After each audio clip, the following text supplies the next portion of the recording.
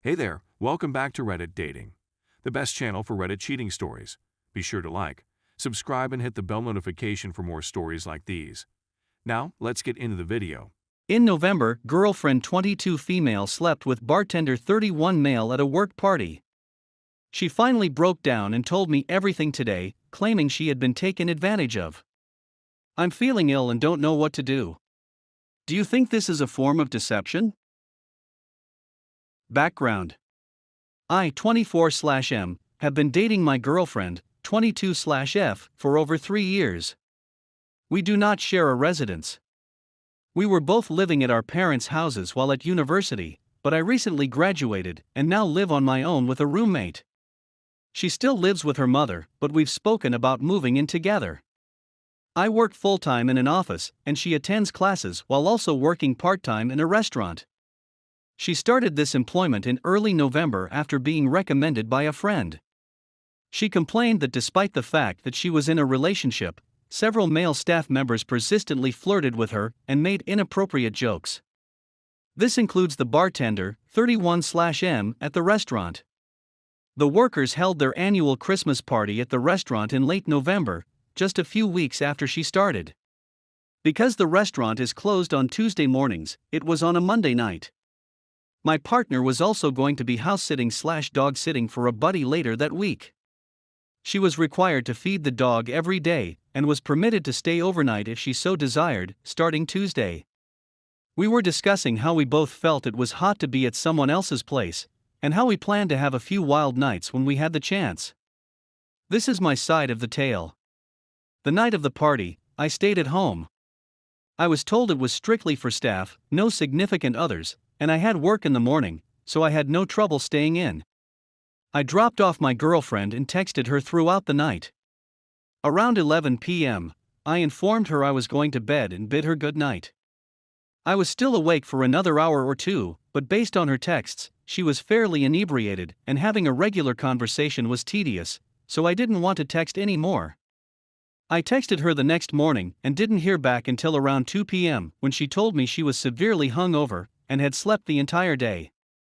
Despite the fact that her mother's house was just around the corner from the restaurant, she stated she chose to go to the dog-sitting house a day early because it was on the way to the bar where some people went after the party.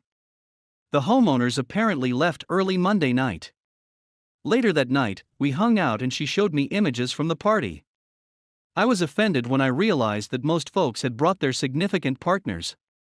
When I asked her about it, she stated that she didn't believe we were meant to be invited, and that I shouldn't have worried because I had work the next day anyway. We had a brief squabble, but nothing major. We were happy for the following few days, and on Thursday night I proposed we go over to the dog-sitting house together. She began acting strangely and stated that she didn't want to do that anymore, but that we could hang out at my house.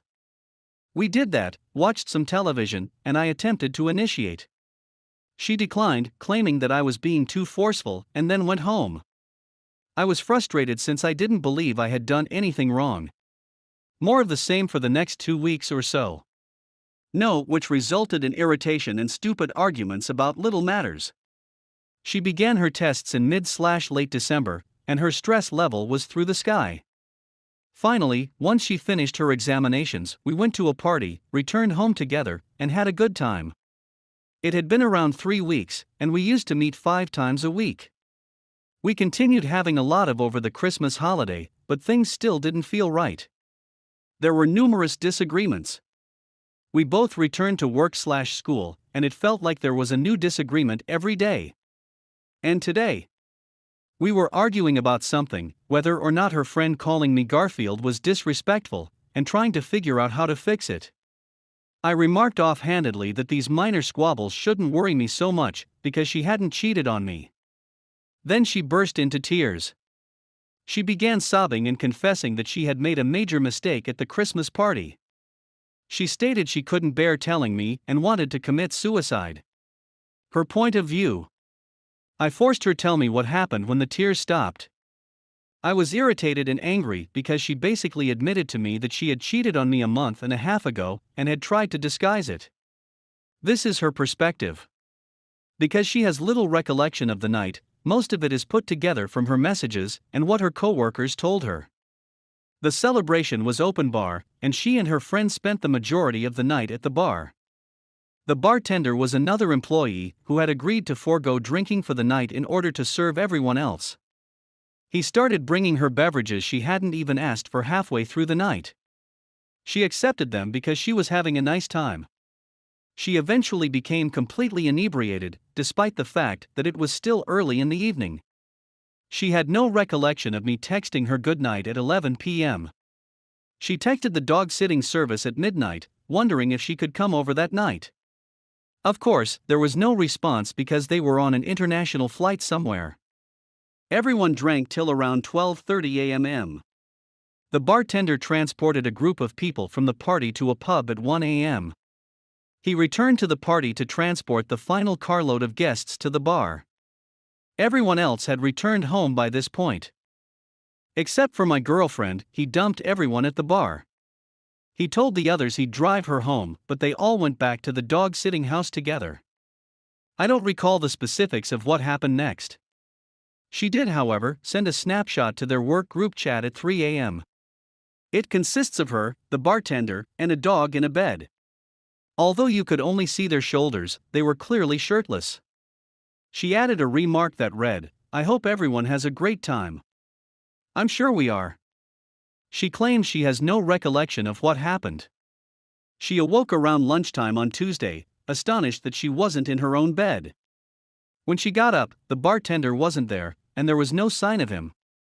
She assumed she had planned to go out to the bar later, which is why she requested to remain at the dog-sitting house rather than her own. She apparently didn't find out what had happened until Thursday, when she was speaking with a friend. She was shown the image she had sent, which had subsequently become buried in the group conversation. She still claims she has no recall of anything, and that she was terrified and didn't know what to do. That's why she refused to accompany me to that place, and why things between us became so strange. She claims she didn't want to inform me because she wanted to deny it to herself. There has been a lot of yelling and weeping since learning the truth today, and I'm currently home alone. These are my thoughts. First and foremost, I believe she was taken advantage of. She was completely inebriated, whereas the bartender was not, and significantly older. Her employees all agreed that the bartender informed them he was dropping her off at home and feeding her free drinks all night. I also feel she didn't recall it at first because there was a noticeable mood shift on Thursday, which corresponds to when she stated she found out. However, even if she was drunk, I can't help but think she was willing. I'm hurt, and it feels like I've been dumped. It's not like the bartender dragged her home and abused her. She worked out how to find a spot to go with him and appeared really happy in the photo. Why does it still feel like a ruse? I was told I wasn't invited to the party since everyone else brought their significant others. She had access to the dog-sitting house a day earlier than I had anticipated. She'd brought the key to the dog-sitting house to her work party, despite the fact that it was immediately next to her mother's house. The bartender has been openly flirting with her for weeks. She didn't tell me what happened for nearly a month and had planned to keep it a secret for the rest of her life. In rage, I told her that if this wasn't cheating, she'd been assaulted. And that if we don't press charges, we need to make sure the bartender loses his job. She sobbed once again and refused to do either. She isn't willing to report him for anything and can't prove she didn't want it because she can't remember the night. What are your thoughts? I'm an emotional wreck right now, and I'm finding it difficult to be sensible. Do I need to set my emotions aside and sympathize with her as a victim? Or is she a liar? Before this, everything was okay, and I had hoped to spend the rest of my life with this girl. Update. I spoke with her again today and told her that there were too many coincidences that made it appear as though she planned it.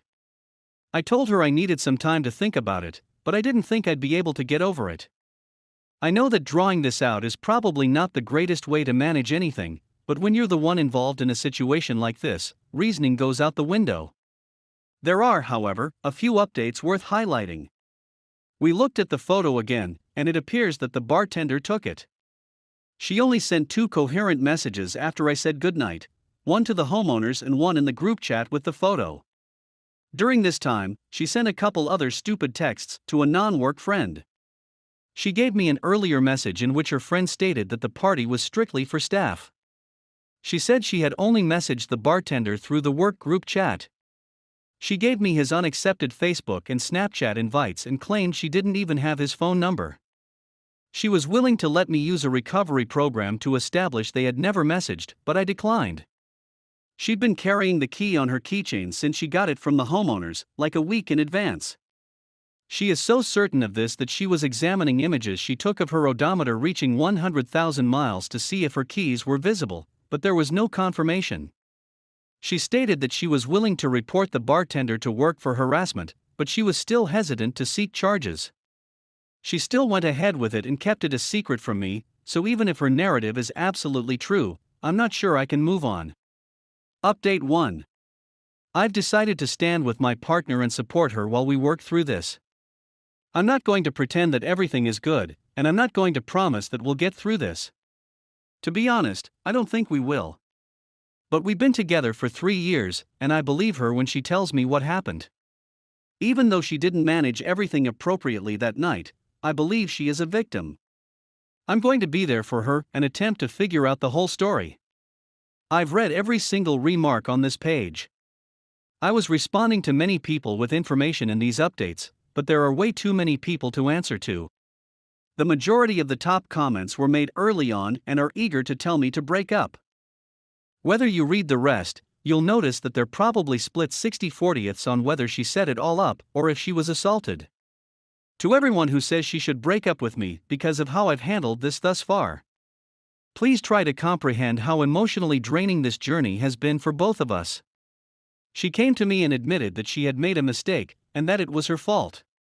And she kept it hidden for nearly a month. I only found out about all of this yesterday, and I freaked out.